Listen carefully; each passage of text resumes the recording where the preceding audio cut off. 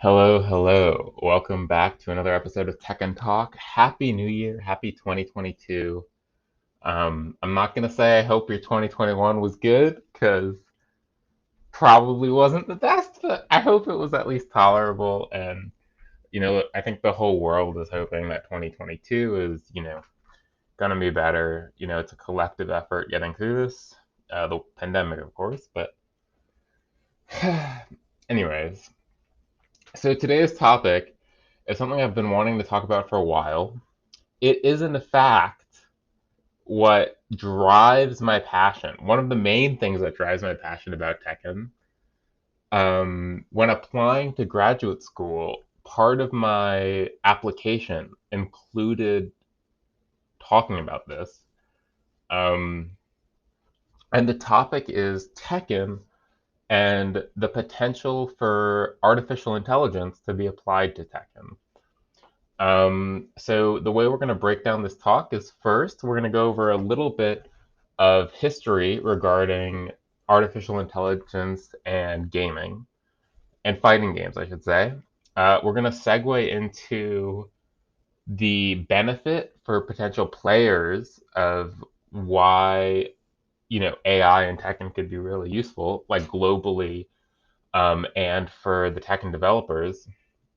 And then lastly, we'll get into a discussion about some of the necessary ingredients to make a Tekken AI opponent or just a Tekken AI study. So might be a bit of a longer episode. There's going to be a bit of jargon. I will try and limit this jargon as much as possible, but please, if you're interested at all in like AI and learning and you know better CPU opponents, please be patient and try and give the whole thing a listen. And so, kind of before getting totally into the episode, I just want to say a little bit about myself and how and the perspective I'm coming from. So, I'm currently a PhD student in computer science. I study human robot interaction, so how humans can learn from robots and vice versa. And a large part of what I do revolves around reinforcement learning, or essentially how robots or artificial agents can learn to do new things. So that's kind of the background or perspective that I'll be, going at this talk. So I think most of us have heard of the first AI system beating a human in a game, which was, of course, IBM in the 90s, I believe, beating Kasparov, the world chess champion at the time, in chess. And this was a huge event, news coverage all over the world, and everyone was making a big deal about it. And you saw headlines like, computers overtaken human intelligence. Like, has the singularity finally come? The singularity being when, there's true or conscious artificial intelligence. And that kind of spurred a ton more research into AI in games, right? How can AI be developed to be better than people at games? How can AI be developed to be, roughly the same level as people at games? How can it replicate how people play games? And that research just kind of took off. And it wasn't until DeepMind, which is now owned by Google, uh, started getting into deep learning, which when someone says deep learning, what that basically means is uses neural networks. And if you don't know what neural networks are, it's basically the foundation. You can just think of it as a foundational tool for what modern AI systems are built off of. And so they used deep learning, again using neural networks, to learn how to play StarCraft and beat the best StarCraft players in the world. This was monumental in the artificial intelligence field. So they went from chess to StarCraft, which, if you don't understand the jump there, um, you can kind of think of it going from, you know, like for a human going from maybe like tic-tac-toe to like Pong, right? Like, it's a pretty big jump in terms of complexity, in terms of strategy, and in terms of, the manipulation skills needed to play the game. Then soon after that, there was the same company, DeepMind, made an AI that could beat the world Go champion. And Go is, if for those who don't know, is similar to chess in the sense that it's played on a board, but it's much more complicated from a possibilities point of view. And beating the world chess champion or a previous world Go champion in Go was like really monumental for DeepMind as a company. There's a whole documentary on it that I believe is free on YouTube. So definitely check that out. I mean, I don't think it's the best documentary, but definitely check it out if you're at all interested in the subject. And so why do, these feats in games, why were they such big deals? Well, I think how big of a deal they were largely contingent on the idea that there are things humans are good at, and there are things, AI systems are good at, or computers are good at. And what computers are good at is like that sphere is gradually growing and growing. And what humans are good at is gradually shrinking and shrinking relative to AI systems, right? And these are these kind of things where it's like, oh, gaming is part of the arts, right? Or it's part of the entertainment kind of medium where it's like, oh, humans are so good at that. But we kind of saw from those demonstrations that AI can learn pretty quickly strategies that can defeat the best human players. So now we're going to kind of shift into the Tekken side of things and why I think Tekken is a little bit special, in this conversation, and why I think Tekken might have a little bit, you know, of a little bit of flavor to it that's kind of unexplored in this research area. And so, let me just take a sip of water. And so the first thing that we're going to distinguish Tekken between chess. So let's just talk about the, biggest difference from an AI learning perspective between Tekken and chess, and then we'll kind of get into a little bit more of the details. The biggest difference is essentially is chess is a pure turn-based game, right? So it's a player's turn, and then the next player makes a turn, and then their turn's over, and it's a turn-based game, right? I think most people kind of fully grasp what that means. Tekken is not a turn-based game in the sense that two players can press a button or perform an action at the same time. So it's not one person does something and the next person does something. It's two players kind of simultaneously performing actions uh, while playing the game. And so StarCraft is also like that. But another big difference between StarCraft and okay, so that's the big difference between, excuse me, Tekken and chess. So what's the big difference between Tekken and StarCraft? Well, there's going to be two big differences. One, and this is as far as I know. I'm not a StarCraft expert. But one is that in Tekken, reactions for people are a huge, huge, huge part of the game. And I'm sure in StarCraft there are moments when reactions are like a factor, but I think the assumption is that reactions are negligible enough to the point where if you give AI zero reaction speed, it's still a fair test, right? So if the AI is just watching the screen live and can instantly make decisions, it's still a fair test for that to compete with a human player, right? In Tekken, that's absolutely not the case, right? Could you imagine playing an opponent who could react to a jab perfectly? React to the point where they could duck and punish you. That's not, you can write scripts that can do that aren't, you wouldn't even call them AI. You would just call them cheating scripts, essentially. Because you don't need artificial intelligence to beat a person if you're going to do that, right? If you have instant reactions, you don't really need an AI to beat a person, right?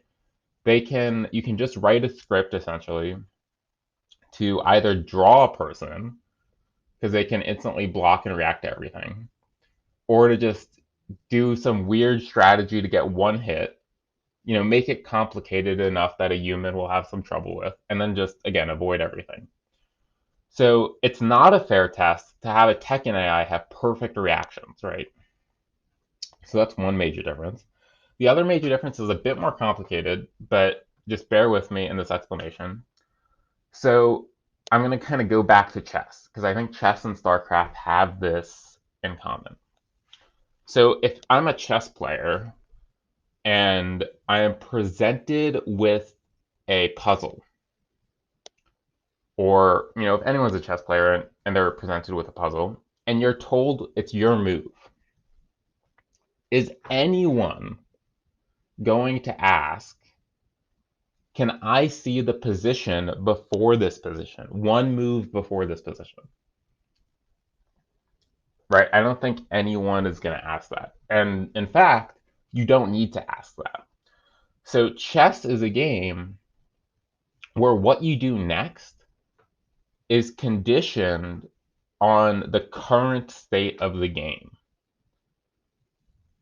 In other words, there's a best move, a move that will do better against any human opponent than every other move, for the most part. And you can determine that move by looking at the current state of the board, right?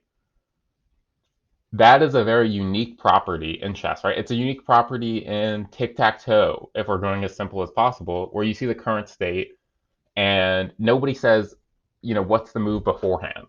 You just need to know your move and see the board and you can make your decision. I think, as far as I know, StarCraft is the same way, right? If you can go around the map, you can survey the current status of what's going on.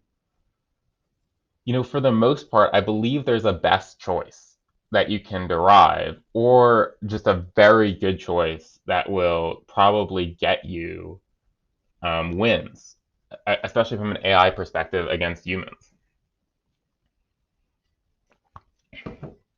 But in Tekken, I believe this assumption is wrong. As far as I know, and until proven guilty, I don't think this assumption is the case, right? Let's say you're a very basic scenario in Tekken, right? You have just blocked Brian's back one. You know they are plus, right? Don't even worry about how plus they are. You know they are plus, right? That's the scenario. You see the life bars, let's say even life, both like halfway down in life. Time is at 30 seconds, right? You're in this scenario. What do? You just know that. That's all you know. Well, can you really make a good decision? I mean, blocking surely is the quote unquote safest decision. But are you going to block mid or are you going to block low? Are you going to respect the plus frames? Are you going to challenge them with a hop kick? Are you going to backdash? Are you going to sidestep? In scenarios like those, it matters a lot what has happened in the past, right? You need to ask, if you get that, to make the quote unquote best decision. In other words, the decision that maximizes your reward in that scenario while mitigating risk, or at least satisfying your confidence. You need to ask, well, what have they done in the past in this situation after a back one? What did I do? What did they do after what I did? But it's really, what did they do after that back one? How many times did they do that? How many times has this situation happened in the past between me and my opponent, right? Because what if I told you after every back one they hatch it? Aha, that's new information. Hatchet is a low. I'm going to either block, low parry, or hop kick. Because those are very good options against hatchet, right? So that assumption, believe it or not, that we're talking about right now, is a key assumption in how all of these artificial intelligence models have been built. For those who want to know the jargon, this is called the Markov assumption in reinforcement learning, which is basically the next best thing you can do doesn't matter or isn't conditioned on the previous things that have happened, right? That's called the Markov assumption. And Tekken, I believe, breaks it. Why? Because you're playing a person who has variability in how they play, and ultimately you have enough options. And since the game is not turn based, it really is largely conditioned on what your opponent has done in the past to know what the next best thing to do is. Again, this is assuming, very important thing, that reactions are not flawless. Again, if reactions are flawless, you can just you know, right? But people aren't like that. And I think importantly, to build an AI that can be a top player in Tekken that isn't how we would perceive cheating, then that's kind of what you need, right? I think everyone would agree it's cheating if the AI has perfect reactions because it's impossible for the human to beat them. So that's kind of these big two differences or big three differences between chess and StarCraft and Tekken. And I think that this it's in itself almost novels its own research, by a university, by a research institute, because I think it speaks a lot about people's psychology and the nature of Tekken. I think, and the nature of really a lot of fighting games. I think Tekken again is kind of unique because when you compare it to certain other fighting games, a lot of other fighting games have non-reactable, are built around non-reactable moves. But I think Tekken has, and I guess other fighting games also have elements of this where it's just really unique, and you get to treat Tekken almost as a language where you have these different variables that you're optimizing based on the other person. And I kind of want to introduce another bit of jargon to kind of explain another reason why this is a bit of an interesting problem, and that's called theory of mind, which is jargon from the psychology literature. And essentially what it means is the ability to put yourself in someone else's shoes from a knowledge or mental standpoint. I'm going to repeat that. It's the ability for you to put yourself in someone else's shoes from a knowledge or mental standpoint. So, for example, if you know for a fact, somebody doesn't know something and they're asked to make a decision about that, theory of mind indicates that you can have the ability to imagine a state where you don't know anything and you can then make a similar decision, right? So theory of mind, having really good theory of mind or the absence of theory of mind. So what's the absence of theory of mind? The absence of theory of mind is like no ability to imagine a different state of knowledge other than your own. You could almost say no empathy, but I don't think that's true. But if you put theory of mind in terms of empathy, it's kind of like not being able to have empathy for people. Again, don't take that out of context. They're not the same. I'm just making an analogy. Um, but so then having really good theory of mind ability is to be able to like, really put yourself in someone else's situation and imagine what they're thinking and imagine, you know, the world from their point of view. And I think that's fundamental to playing Tekken at a decent level, right? It's fundamental to understand, mind games and stuff. That's why I get a little bit annoyed when people talk about best options in like neutral and Tekken because yeah, there are often in a world where you're playing nothing, you can theoretically reason about these things, but oftentimes best options are just conditioned on how your opponent plays. And again, there are cases where that's not true, right? If you don't low parry junkyard, low parry junkyard, you should do that. Um, but there are in neutral, how you play is a lot going to be determined by your opponent, right? What mix-up you do is a lot going to be determined by your opponent and how you've conditioned them or how you've applied strategy in the past. And that aspect of things is absent from current AI approaches in, from DeepMind, from previous implementations of these agents or of these CPUs. And I do want to bring up one research paper and kind of one not field, but strand of research that was done by Vlad Faro from MIT, which is basically a Smash AI. So there was a Smash AI that was competitive with top players, and they handled reaction time in a given way. So the handling of reaction time is doable, right? And I think they kind of have the assumption of a constant like 6 frame delay. I think in Tekken you want to be it's a bit more difficult because you need to kind of stochastically or like probabilistically program reaction time into the system, right? Because Heihachi's down back too. Like, do we want an AI that can block that every time? Yeah, we want that. But do we also want an AI that's more human and maybe can only block that like 90% of the time, like top players? Or just like these moves that are like on the edge of seeability.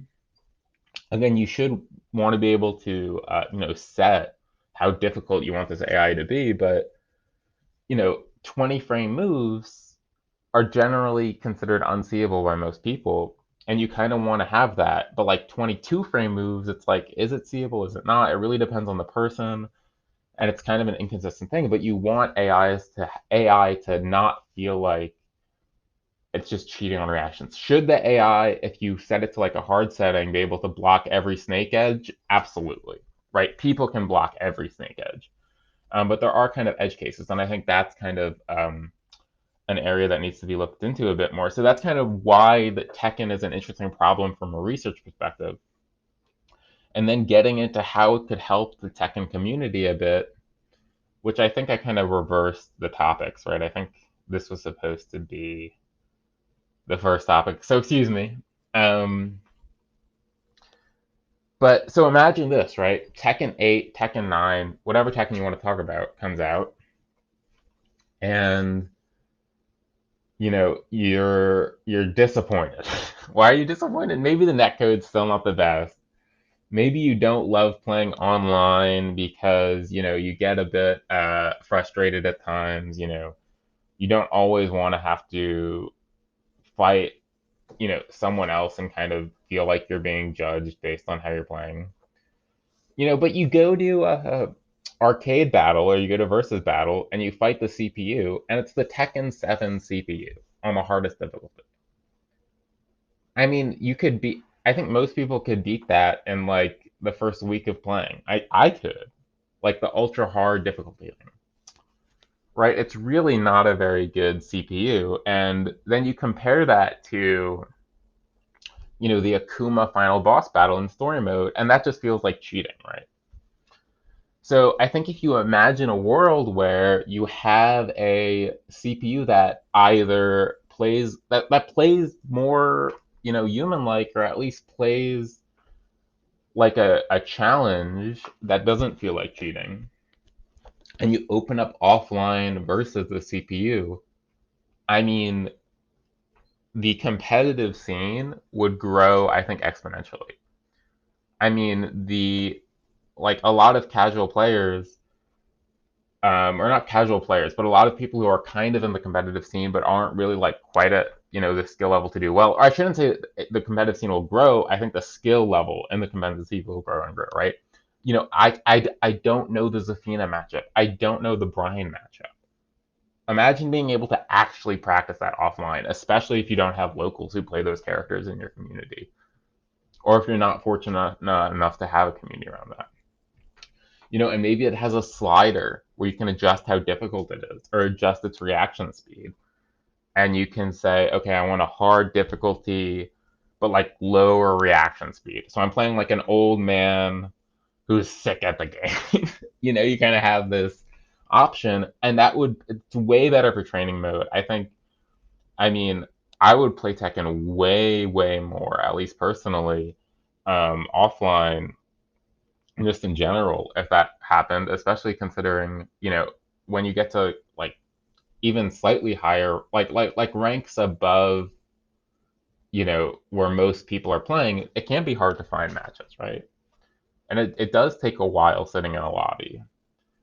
But I think it would just be an amazing training tool. I think the development of it would teach professional players a lot about the game. Chess right now is fueled by AI. The world championship teams have computers by their side. Commentators are looking at computer evaluations of the game. Everyone would learn new strategies. Is Korean backdash even good? Yeah, I'm questioning it, right? Is blocking even good? You'd be shocked at what would emerge from putting research and development into an AI that is optimal in the sense of it's training to win the game, but is also, has some human limitations such as reaction that make it interesting, right? It might, here's the other interesting thing. It wouldn't become the dominant optimal play style, I don't think, among humans, because humans are even more flawed than the system, but it would be a nice, example or something to learn from.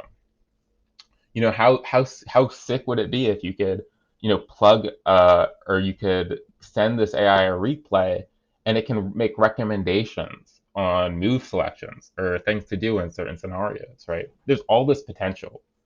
And there is the technology and the, brain power to make this happen in the world and in the workforce. And so I think those are the kind of the two main benefits. Also, it would be insanely revolutionary to put this in the game and market it as a training feature. And revolutionary, not in the sense of like, I mean, I think it would be. I don't know of other AI systems that are so available in games that have been seriously trained and seriously made, with a lot of development and like human playability in mind. The other thing I will mention about this is it doesn't have to be, the same approach as DeepMind in the sense of like learning to play itself or like being trained just by interacting with the game. You could also make AI that replicate top players' playstyles, right? Knee has so much Twitch footage. You could make a AI that tries to replicate Knee's playstyle, right? How much fun would that be to have Knee bots or Arslan bots that you could play against in training mode? Anakin bots. I think it would be great. And again, I think there's both AI benefits in terms of research. So there's research benefits in terms of AI, human psychology, cognitive science, and huge impact on player bases and just revolutionizing offline fighting game features, right? Um, so I think there's a huge benefit and upside to have this in the game. And now I'm just going to briefly talk about. I don't know if this is a message to anyone in particular, but it's kind of a call for what I would love to see happen. Uh, I don't know if it would be by the Tekken team or by if there are any researchers listening to this, any independents, but it's kind of how to make this happen. Um, so I think you would need a team of about 2 to 5 people who are reinforcement learning experts, and you pretty much tell them, okay, we need a deep reinforcement. Again, deep means like related to neural networks. A deep reinforcement learning CPU that has similar reaction times as people, is conditioned on past events. In other words, learns as it plays the game, or as part of is part of what it observes is in the past, right? Because you don't want a mix-up to just be you want it to be able to adapt to a mix-up that you're applying to, essentially. And you want to feel that it's learning, and you want to feel that it's adapting to how you're playing, right? So it needs to be conditioned on past events. And the third kind of requirement is, difficulty adjustment, right? Because it probably will, assuming the first two are met, be able to beat anyone. If it's trained long enough, if there's enough time and effort put into it. But the kind of, you want to be able to adjust that a bit. And I think with those three parameters, and if you just gave a research team the heads up, the go, you have you have like a year to do this. Um, you have this much resources. I think some amazing research and work could come from that. A year, 2 years, we're gonna put you in touch with top players to get their thoughts. We'll have me come in and just kind of give you a breakdown on his thought process of playing Tekken, just so that you understand some of the parameterizations that you'll have to put in place to kind of get this network training in a way that will produce, again, not quote unquote non-cheating behavior, you know, behavior that you can play against and feel like you're playing against, an interesting opponent that you're learning from the game. And I think this would be an amazing feature for Tekken 8. It would require quite a bit of, time and resources, but again, I really do think it would be revolutionary and would make Tekken more of a global game, right? I think the second you bring in academics to it, and the second you bring in like this kind of flair, I mean, it's going to spark so much interest. And again, not having a requirement to play online or to be with people, which is normally something I wouldn't say, but again, during the pandemic, I don't feel uncomfortable saying it.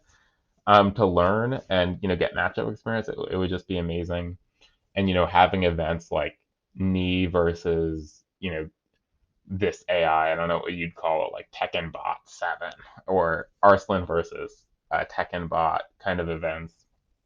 And it just could be a lot of fun, and I think there's a lot of potential there.